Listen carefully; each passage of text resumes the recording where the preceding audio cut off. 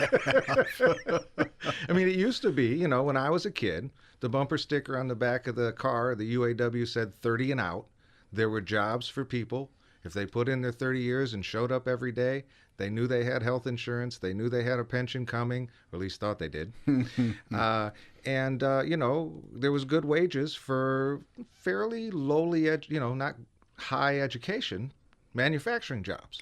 Yeah, the story was, your grandfather, my grandfather was a tool and die maker, very successful. Yeah. And his grandfather and so on and so forth. And I think that ruminates even today, where our legacy in Michigan was so heavily in the auto industry and in manufacturing that we spent a bulk of our time providing jobs in that space. And those jobs, where they required a tremendous amount of skill, maybe didn't require the same level of education that jobs today require. Mm-hmm. It's different. And Tina, you used to say it drove you crazy when people were facing layoffs.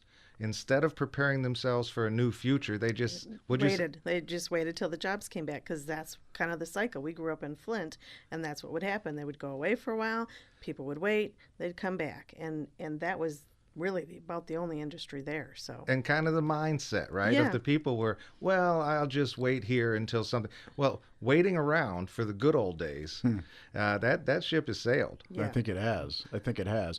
Michigan's economy has really adjusted over the last 5 decades. Yeah. And we were so heavily into manufacturing and cars being the primary source of our wages and our labor here that it was tough. Every time we had a recession in this country, Michigan took it on the chin. So unfortunately, though, when we were so heavily manufacturing based and automobiles were such a big part of our economy, we were also a little better off financially compared to the other states around. Yeah. And it's sort of per capita, the income was pretty high. I mean, at least in the top, third of the nation in the good old days when the manufacturing was the main source? It definitely in the top half, and we spent some time in the top third, and very, very good. And you look today, and we're no longer in the top half. We're about 35th. Back in 2008, because of with the mega recession. Yeah. Mm-hmm.